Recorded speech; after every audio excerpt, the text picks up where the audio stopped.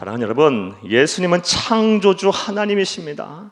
그 창조주 하나님께서 이 세상에 인간의 몸을 입고 우리를 구원하시기 위해서 오셨습니다. 하지만 사람들은 예수님을 못 알아봤어요. 예수님을 못 알아보고 예수님의 모욕을 하고 천대를 하고 멸시를 하고 사이기를 드러내며 예수님을 죽이려고 했어요. 그리고 결국 십자가에 못 박아 죽였습니다. 그러나 그런 상황 속에서도 우리 예수님은 마음이 흔들리지 않으셨어요.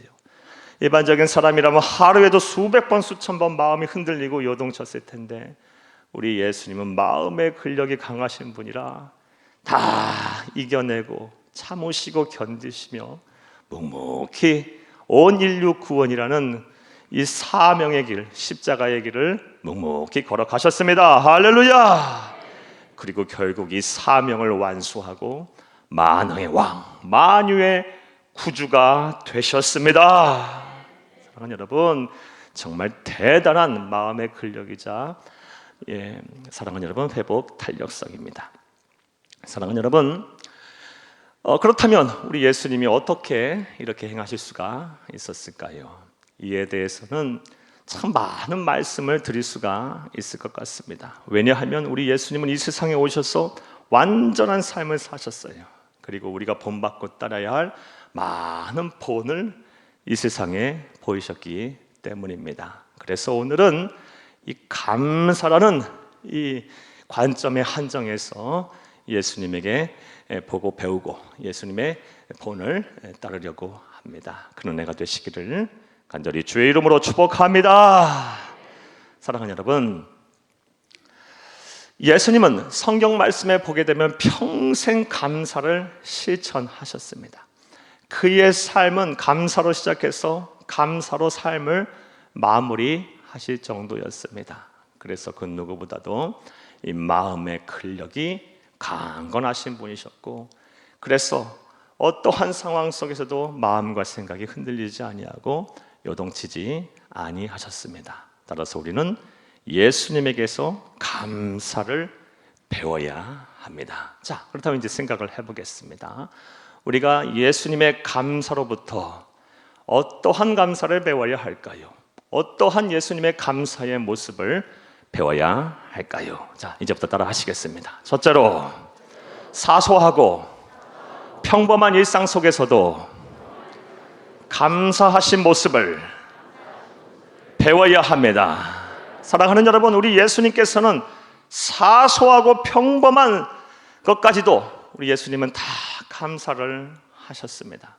대체로 일반적으로 우리가 감사할 때는 감사할 조건이 생기거나 특별한 일이 있을 경우 감사를 합니다. 그러나 우리 주님께서는 그러지 아니하시고 사소하고 평범한 일상 속에서도 하나님께 그리고 세상을 향하여 감사를 드리셨습니다.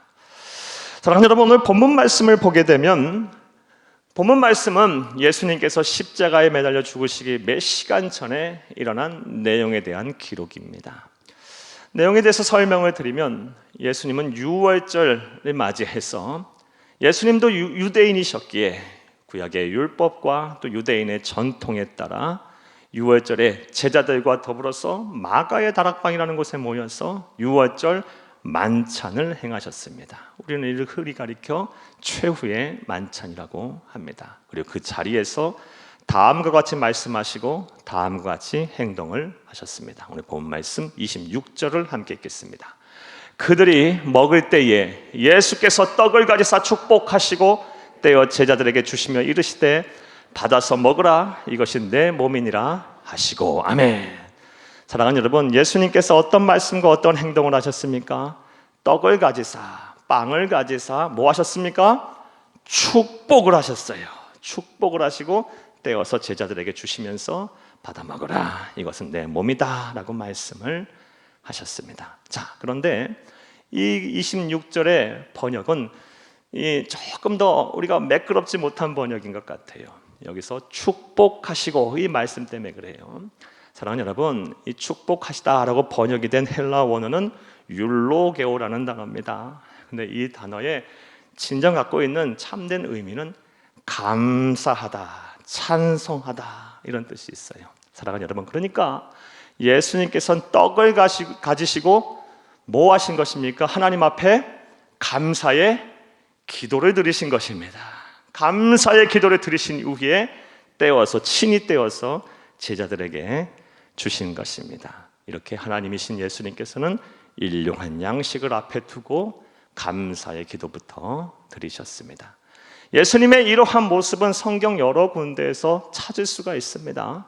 하나 더 여러분에게 말씀을 드리면 요한복음 6장 1절에서 15절 말씀에서 이러한 모습을 찾을 수가 있습니다. 요한복음 6장 1절에서 15절 말씀은 우리가 잘 아는 말씀인 오병이어의 사건입니다. 보리떡 5개와 물고기 2마리로 장정만 5,000명을 먹이고 12광주리를 남기신 그 사건이에요.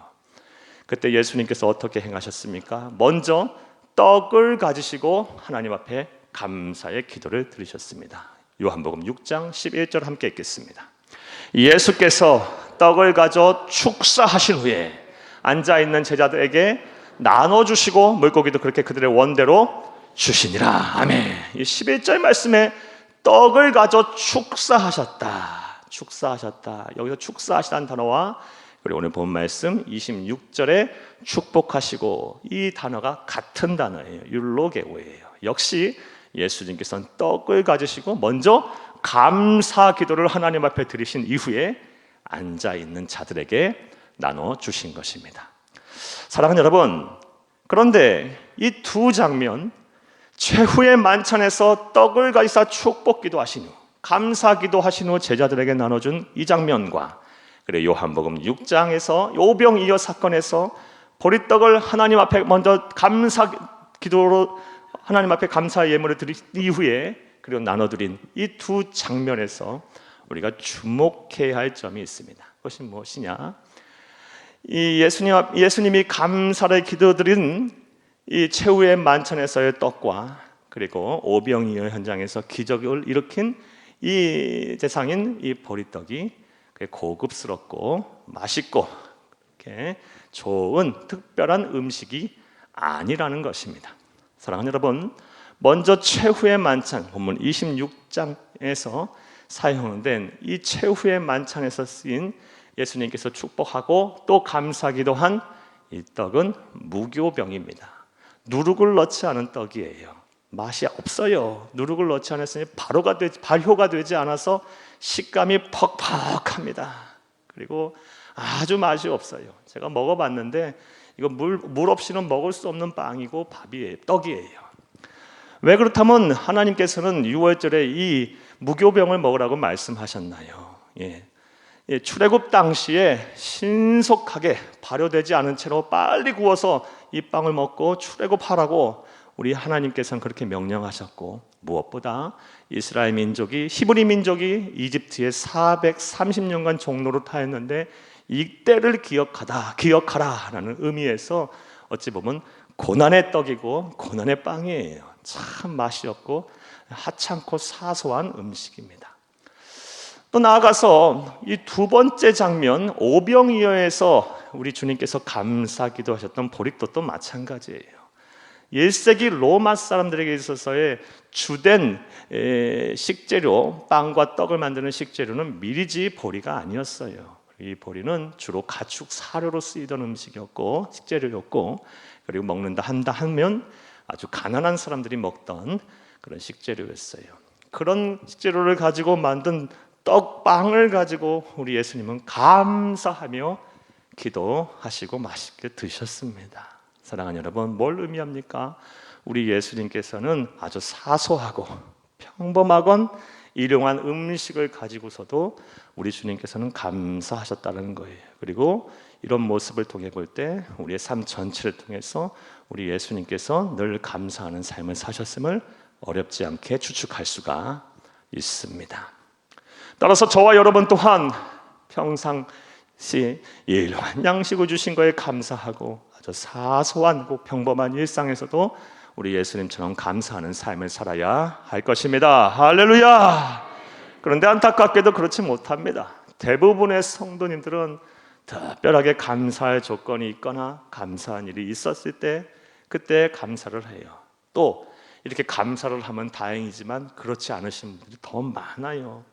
하나님의 은혜를 잊고 또 주변에 나에게 관심과 사랑을 베풀어 준 사람의 은혜를 잊고 사는 것이 솔직한 우리의 모습입니다. 그러나 예수님에게 생명을 빚진 우리, 예수님의 제자로서 살기로, 예수님처럼 살기로 작정한 우리들은 예수님의 감사의 본을 따라 평범하고 사소한 일상을 여러분에게 주신 것에 대해서도 감사하시는 여러분들이 되기를 간절히 주의 이름으로 축복합니다. 일용할 양식을 주심을 감사하세요. 예, 얼마나 감사합니까? 또 일하실 수 있음에 감사하세요. 예, 얼마나 또 감사합니까? 대단한 일, 또 많은 급여를 받는 일이 아니라 할지라도 지금 내가 일할 수 있음에 또 얼마나 감사합니까? 또 건강 지켜주심에 감사하세요. 얼마나 많은 어려움을 당하는 우리 환우들이 있습니까? 얼마나 고통받는 환우들이 있습니까? 그러한 가운데서 우리는 건강을 지켜주셨으니 얼마나 감사해요. 사건 사고에 휘말리지 않고 아주 평범하지만 그래도 행복한 삶을 살고 있는 이 삶을, 내 삶 자체에 대해서도 감사하시는 여러분 되기를 간절히 주의 이름으로 축복합니다. 그리고 이렇게 함께 모여서 예배 드릴 수 있음에 감사하세요. 예, 이게 하나님의 은혜가 아니고선 불가능해요.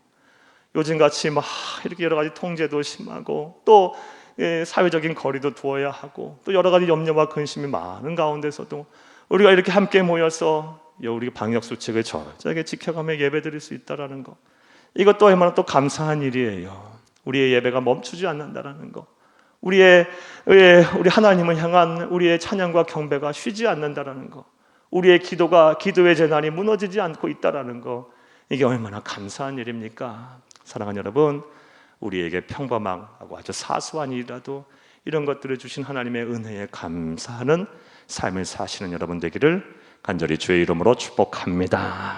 자, 평범하고 사소한 일상에서 우리 감사하신 예수님, 우리는 그 감사의 모습을 본받아야 합니다.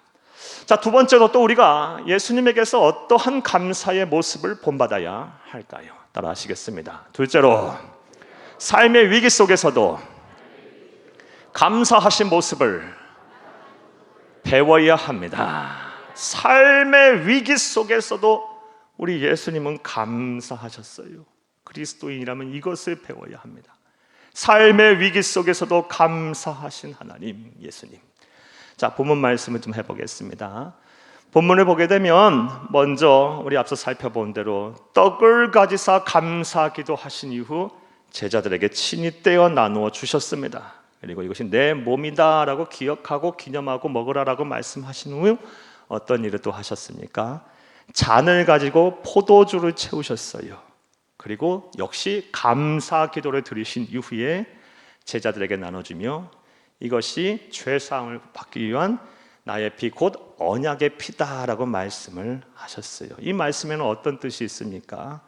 지금 내가 따라서 주는 이 포도주가 몇 시간 이후 너희들을 위해서 내가 십자가에서 처참하게 흘릴 이 피를 상징하는 것이다 라는 의미가 담겨 있어요. 그러니까 우리 주님께서는 제자들에게 이 잔을 나눠주시면서 분명한 의식이 있었던 거예요. 뭡니까? 얼마 안 있으면 죽을 것이다. 십자가에서 창조주 하나님이 멸시와 천대와 모욕을 받으며 참기 힘든, 인간이 겪을 수 있는 가장 고통스러운 죽음을 죽게 될 것이라는 분명한 의식과 그런 그 사실을 알고 계셨던 것입니다. 그럼에도 불구하고, 죽음을 앞두고 있음에도 불구하고 우리 예수님께서는 그런 삶의 위기 속에서도 하나님 앞에 감사의 기도를 드리신 것입니다. 오늘 본문 말씀 27, 28절을 함께 읽겠습니다. 또 잔을 가지사 감사 기도하시고 그들에게 주시며 이르시되 너희가 다 이것을 마시라. 이것은 죄사함을 얻게 하려고 많은 사람을 위하여 흘리는 바 나의 피 곧 언약의 피니라. 아멘. 사랑하는 여러분, 죽음을 알고 계셔요. 몇 시간 후면 아주 상상할 수도 없는 아주 수치스러운 죽음을 죽게 될 거라는 거 우리 주님 다 아셨어요. 하지만 감사하며 기도를 드리셨어요. 저와 여러분 이런 예수님의 모습을 본받아 삶의 위기 속에서도, 삶의 고통 속에서도, 참 견디기 힘든 어려움 속에서도 여러분 하나님 앞에 감사하고 여러분을 위하여 사랑과 온정을 베푸는 사람에게 감사하시는 여러분 다 되기를 간절히 주의 이름으로 축복합니다. 자, 그렇다면 예수님은 이렇게 죽음을 앞두고 삶의 위기 속에서 어떻게 이렇게 감사할 수가 있었을까요? 그 답을 찾는 것은 그렇게 어렵지가 않습니다. 생각해 보는 것은 그렇게 어렵지 않아요. 로마서 8장 28절 말씀에 보면 하나님을 사랑하는 자, 곧 그 뜻대로 부르심을 입은 자들에게는 모든 것이 합력하여 선을 이루느니라 라고 말씀을 하셨어요. 우리 하나님이신 예수님에게는 이 믿음이 있었던 거예요. 모든 것이 합력하여 선을 이룰 것이다. 하나님이 선하신 주권을 가지고 나를 위하여 섭리하실 것이다.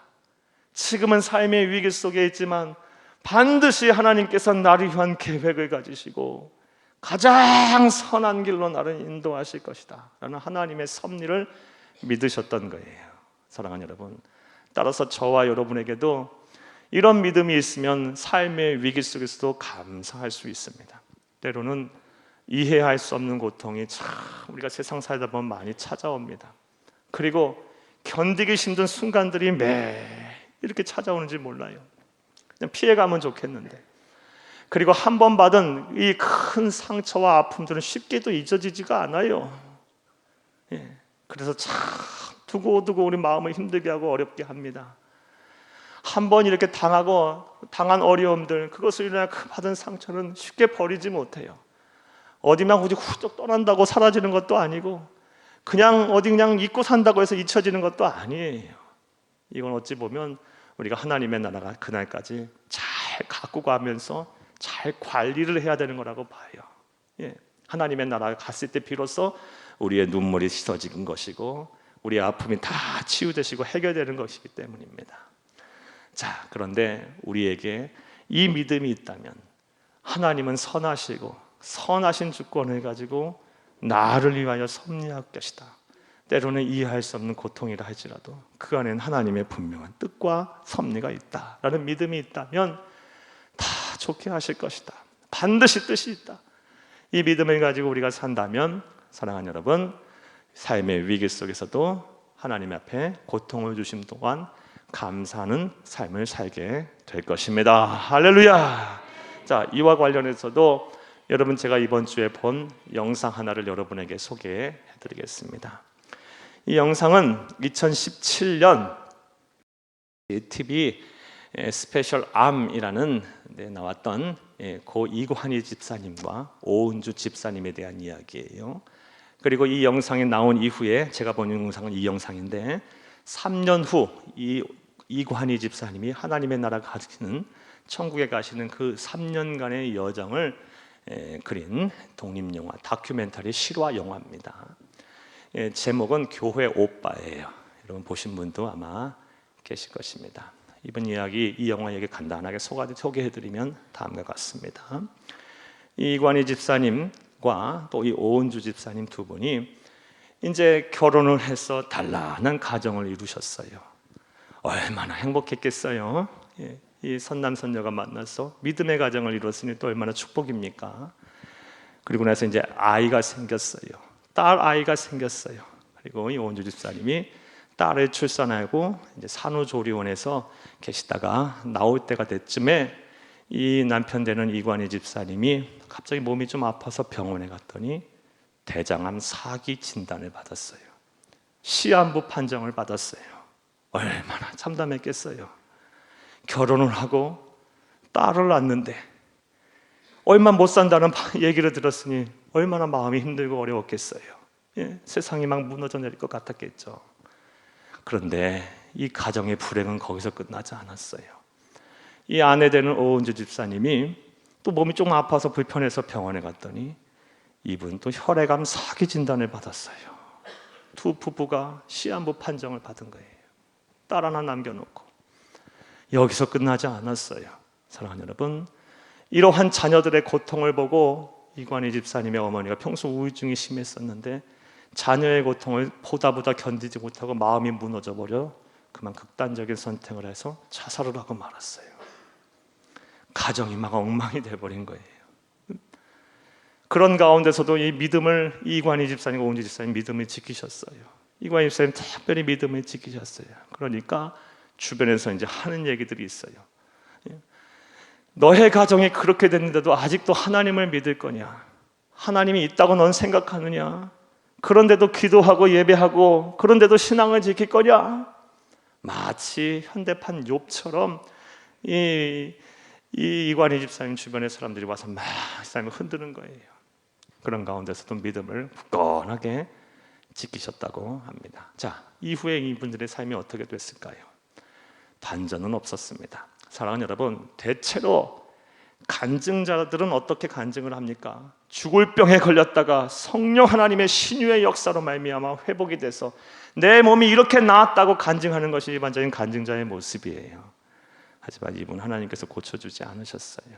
결국 3년을 투병하시다가 이관희 집사님이 하나님의 나라에 가셨습니다. 사랑하는 여러분, 그런데 그 뒷이야기들이 참 우리의 마음을 따뜻하게 하고 감동을 주고 또 이분의 삶을 통해서 얼마나 많은 사람들이 회개하고 위로를 받고 하나님을 믿은지 몰라요. 이분이 평상시 이런 말씀을 하셨다고 합니다.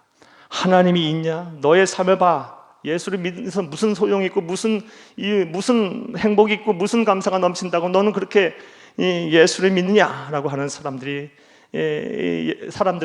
말을 할 때마다 이분은 다음과 같이 말씀을 하셨다고 합니다. 하나님은 눈부신 삶을 사는 사람들을 통해서도 하나님의 살아계심을 증거하시지만 나같이 고통 중에서도 믿음을 지키는 사람을 통해서도 하나님은 당신의 살아계심을 증거하십니다. 한 번 더 말씀드릴까요? 하나님은 눈부신 삶을 사는 사람을 통해서도 당신의 살아계심을 증거하지만 나같이 고통 중에서도 흔들리지 아니하고 믿음을 지키는 사람을 통해서도 당신의 살아계심을 증거하신다. 사랑하는 여러분, 어떻게 이런 믿음이 있었을까요? 사랑하는 여러분, 우리 예수님처럼 하나님은 선하시고 절대적인 선한 주권을 가지시고 나를 위하여 섭리하신다라는 내게 주신 이 고통과 어려움도 다 그 안에는 하나님의 뜻이 있다. 이 믿음이 있었기 때문에 우리 예수님도 그런 어려운 가운데서도 삶의 위기 속에서도 감사기도 할 수 있었던 것이고 이분 또한 그러한 삶을 사셨으리라 봅니다. 사랑하는 여러분, 지금 삶의 위기 속에 계십니까? 감사가 끊어지셨습니까? 어찌할 바 몰라하고 계십니까?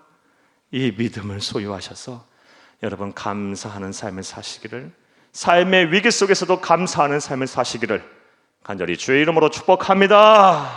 네, 말씀 맺겠습니다. 사랑하는 여러분, 부디 감사가 넘쳐나셔서 여러분의 마음의 근력이 아주 향상이 되셔서 영혼이 잘된 같이 범사에 잘되고 모든 일이 주 안에서 형통하시기를 간절히 주의 이름으로 축복합니다. 이를 위해서 감사의 본이시며 또 그 누구보다도 마음의 근력이 강하셨던 우린 예수님에게서 감사를 배워야 합니다. 예수님처럼 감사의 조건이 없어도 내게 주신 평범한 일상, 사소한 일 안에서도 하나님의 은혜에 감사하시고 또 내 주변에 나를 위하여 기도하고 나에게 관심을 베풀어주고 나에게 사랑과 온정을 주는 사람에게 감사를 표현하시기를 바랍니다. 나아가 삶의 위기 속에서도 하나님은 살아계시고 그 하나님의 살아계신 그 하나님께서는 나를 향하여 선한 계획을 가지시고 지금도 선하게 섭리하고 계신다라는 믿음을 가지시고 고통에도 뜻이 있다라는 이 믿음을 가지시고 여러분 감사를 쉬지 않으시기를 간절히 바랍니다. 그리하여 여러분의 삶이 하나님의 은혜로 말미암아 이 세상에 사는 삶이 천국을 이루고 또 하나님의 나라에 가서 우리 주님과 더불어서 영생복락을 누릴 수 있는 그런 삶이 되기를, 여러분 그런 삶이 되기를 간절히 주의 이름으로 축복합니다.